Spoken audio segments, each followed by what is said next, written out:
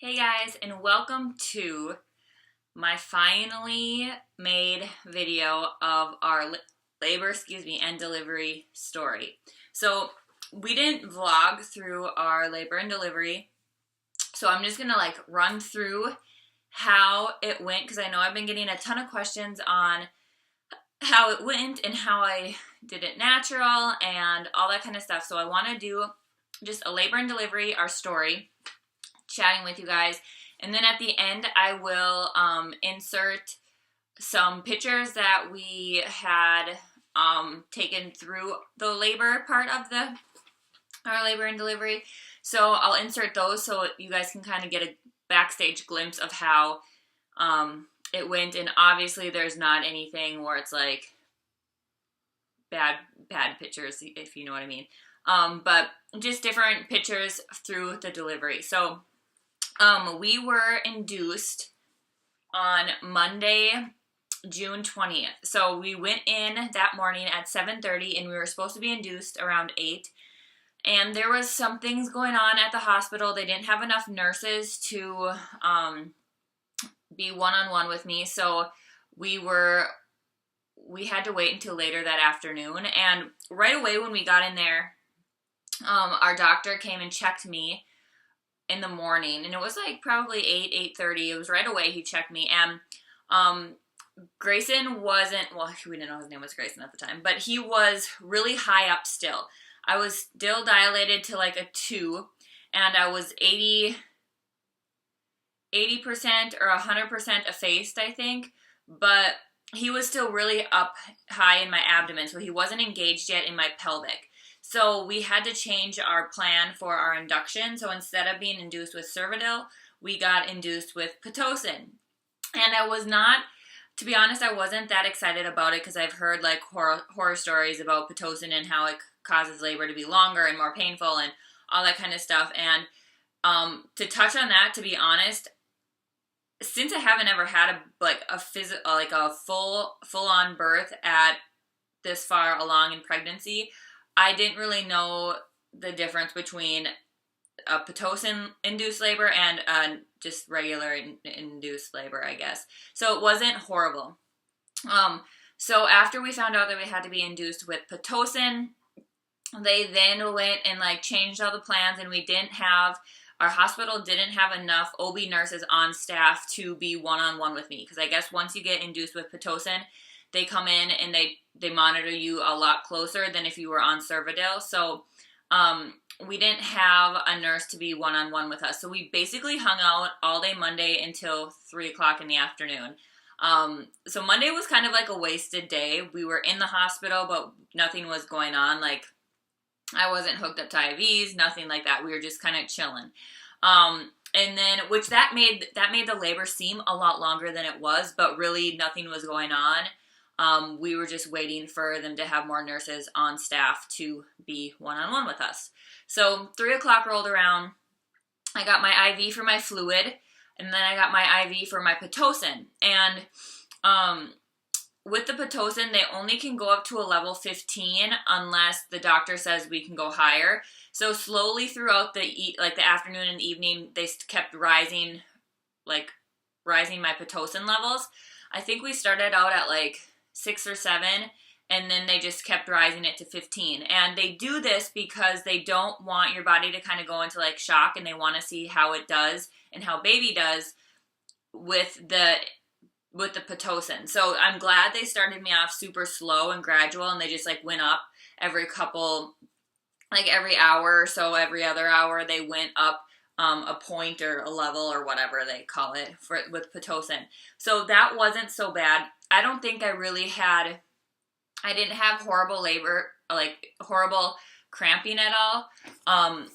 At Monday night, I was able to sleep through the night, but they came in every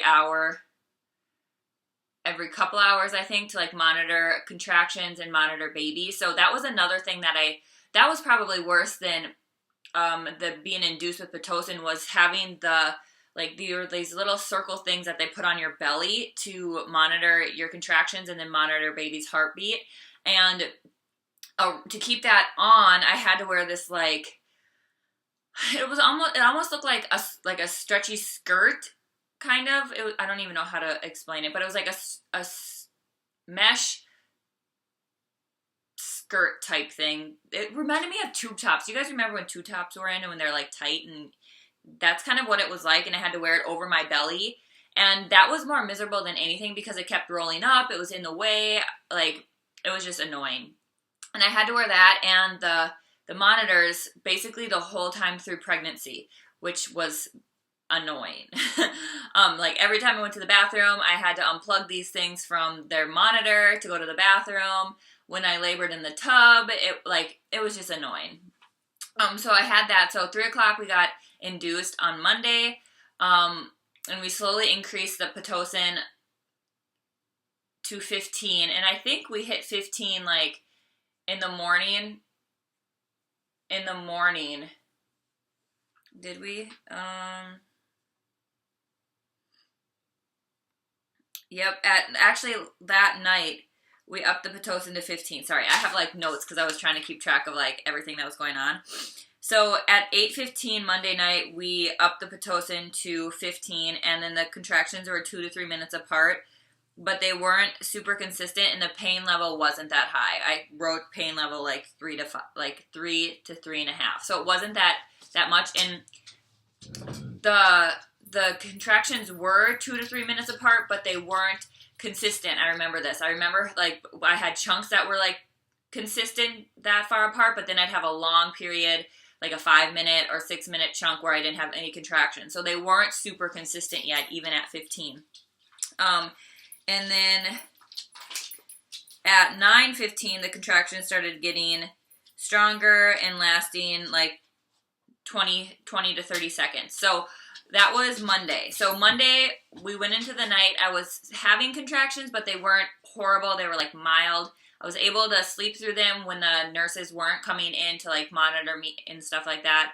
I will say I probably didn't sleep that much because the bed was uncomfortable. I had those monitors attached to me and I had my IV attached to me. So like trying to sleep with all these things attached to you and cords is miserable in itself. I wasn't able to sleep.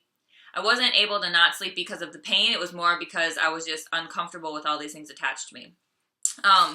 So that was Monday. I will say too, with the pitocin and the monitor things, I was still able to get up and walk around. I just could bring my little drip thing with me everywhere that I wanted to go. I was able to walk around. I was able to move. I just had to have the pitocin thing with me, so that was Monday. Tuesday we woke up and I was on pitocin all night with nothing really changed. I noticed I had a little bit of back pain, back labor, and I don't know if that was because of how I was laying. It wasn't painful. I didn't have any horrible back labor through this pregnancy at all, and I know a lot of people have that issue with pain, and I didn't have any back labor. It was all in my core, but I remember feeling a little bit in the morning, and it might have just been how I was laying. I couldn't really get comfortable, so it might have been more of that than actual contractions back there.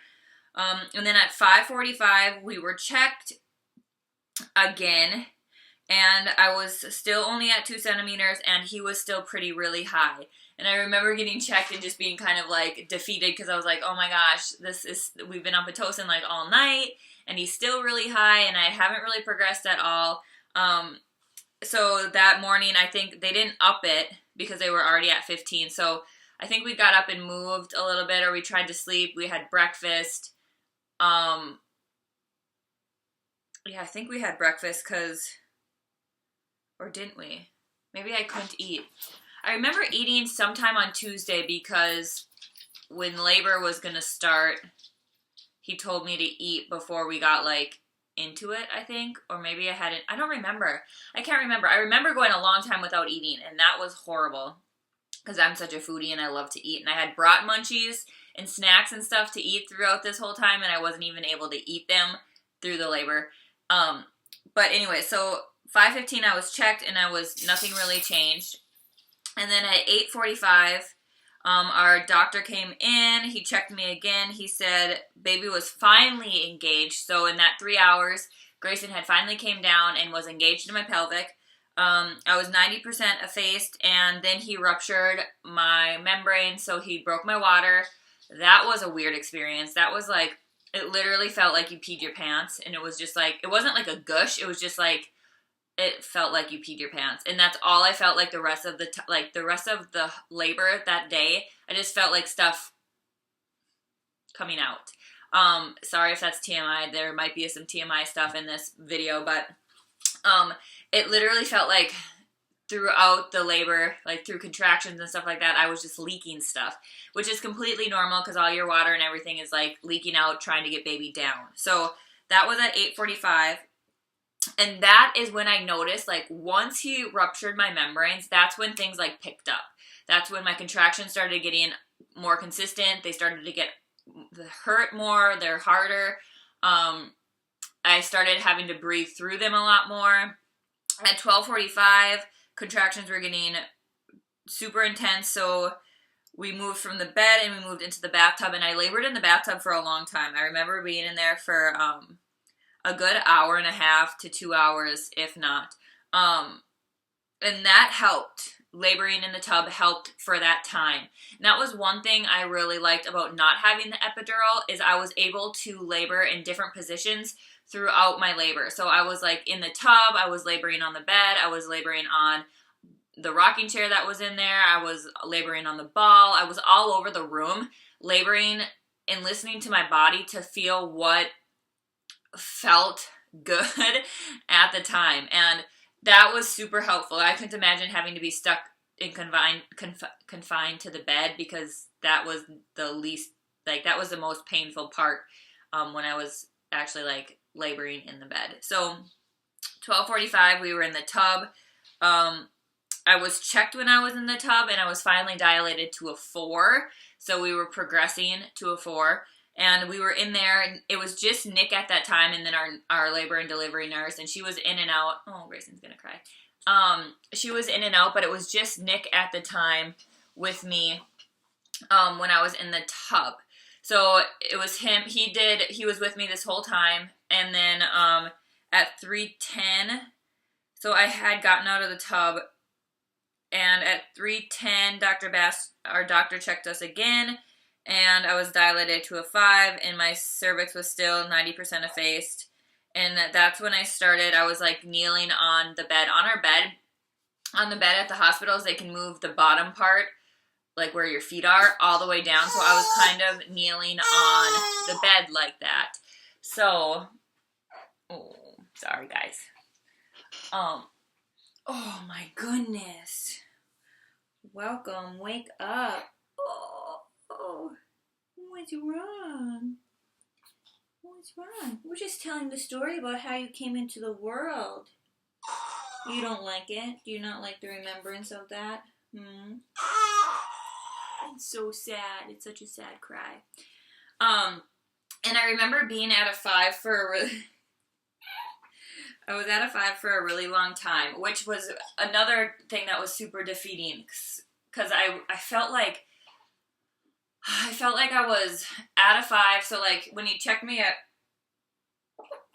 3:10, I was at a 5, laboring on the bed. And I believe my mom had came in then, and her and my mom and my sister and Nick were in there with me laboring, because that's when things started to get really more intense. So my contractions were definitely consistent. They were every couple minutes. They were painful. I was all over the place laboring, and you guys will see this in the pictures that I post at the end in here, that I was all over the place. And then, so from 3 to about 6, I would say contractions were picking up. And then, this is when we stopped taking notes because it was intense. Around 5 o'clock, I think he checked me again, and I was still at a 5, because I told him, I was like, I need to get checked again, because I feel like I should be way farther along than a 5 now. And he checked me again, and I don't remember the exact time. It must have been around 4:35. And he said I was still at a 5, and I was like, oh my gosh, I don't think I can do this. That's when the negative thoughts started to come into my mind. Like, I think I maybe need to get an epidural. I don't think I can handle any more pain. I definitely had those thoughts through that part of the labor. I also remember telling Nick that I never want to do this again. So it was definitely painful. I can't even explain the pain level. I can't even explain the pain level, what it can be compared to. But so around 5, he checked me again. And then from 5 to 6 was the most pain I had ever experienced. My labor like drastically jumped.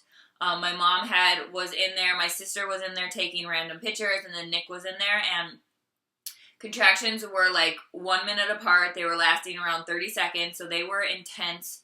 I was laboring on like the rocking chair that they have in the hospital, kind of like this one, and I was kneeling on the floor, and I had my head buried in the seat of the rocking chair, and that seemed to be the best. And my mom was helping me with the mindset, the mental game of contractions, because I will tell you guys that contractions are all mental. Yes, they're painful for 30 seconds or whatnot, but they're all mental. So she was helping me get through that, and I think I'm going to create a video on tips on how to get through a natural delivery. But she was basically just talking me through my contraction, telling me to breathe, telling me not to think, getting me through the 30-second contraction. And then I would sit back in a chair, and Nick would bring me water. He would wipe the sweat off my head. He would get me a blanket, because in between contractions, I got really cold. And then when I was having the contraction, I was like sweating. So he was taking care of me in between contractions, and my mom was helping me through the contraction. So it was an awesome team. Like, I could not have asked for better people in my labor and delivery room going through that experience. I wouldn't have been able to do it without those two for sure. So Dr. came in at 6-ish and checked, and I think I remember telling him too. I was like at that point around like 5:45, 5:30-ish, I was like, I need to start pushing. It felt like I needed to push. I got to the point where it was like, I was telling my nurse, like, I need to be checked. Our doctor needs to come in here. I feel like I need to push this baby out. So he was really low. And that was such a weird feeling like you had to literally push. And our doctor finally came in, and it was probably around like 6-ish maybe. And he checked me, and I had progressed to an 8, almost a 9. So within that hour, from 5, let's say 5-ish, 4:35-ish to 6, I went from 5 to 8/9. And I remember telling him, I was like, I'm pushing, like, I need to push this baby out. And I think, like, when they were checking me, they were trying to, they can tell how like dilated you are. And once I got to a full 9, he said that we could start pushing because he figured we could push through to a 10. And then we finally got to a 10 while I was like, after my first couple pushes, and I was like, hallelujah, basically. So now the pushing phase of labor and delivery. I don't know how many times I pushed. I know some people have been asking, like, how many times did you push before he came? I don't really remember. I did push, though, for probably, Nick said it wasn't very long. So I'm guessing anywhere from, like, between 6 and 6:38, because he was born at 6:38, we started really pushing. I don't know exact times, but anywhere in that time. So I don't know how long it actually was, but the pushing part was extreme. It was like a super extreme workout. Like the hardest workout I've ever done in my life was the pushing phase. And it's crazy going from like the mental part of it with contractions to the physical part of pushing. And literally I had Nick holding one leg, and I had the nurse holding the other leg. My mom and my sister kind of had stepped back, and they were just there to watch now, which sounds weird. But we pushed, holding 10 seconds, pushing, and we did that until he came out. I know our doctor had me feel Grayson's head before it actually had came out. just to kind of see where I was, because I was getting to the point where I was like, oh my gosh, is he out yet? How far are we? Because I think that was the hardest part with just both the labor, like the contractions and the pushing, was you didn't really know how long you still had to go. Like, I've heard people say they had to push for 3 hours. I've heard people say they had to push 5 times and the baby was out. So you have no idea how long it's going to take before the baby comes out. So he had me feel his head, which was amazing. I thought it would be like weird and gross, and like at the time I was just kind of like, okay, whatever, I felt it. And then it kind of gave me like a boost of like, okay, we can do this, we're close, he's almost there. And then we went in back to pushing again, and then he had me look when Grayson's head was like the top of his head was out, and he had so much hair, and that was another motivator to like, okay, his head is almost out. We pushed his head out, and then they had me stop pushing for like a minute because they needed to make sure the umbilical cord wasn't around his neck, which it was, which kind of doesn't surprise me because my umbilical cord was around my neck when I was born too, but it wasn't bad enough to where we had to do anything horrible. They just like stretched it and had Grayson like slide right through it when we pushed him out. And then we pushed him out, and he came out, and he looked like a purple Oompa Loompa. Like, he was so purple, and that's completely normal.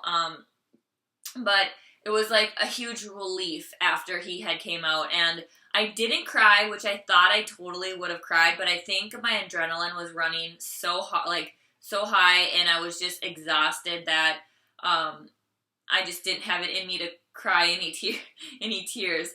But I'll show pictures of him too. You guys will see it, like that moment of when he came out and then putting him on my chest and all that kind of stuff. I might even like insert them throughout here too when I'm talking about him. I don't know. We'll see what's easier when I get started.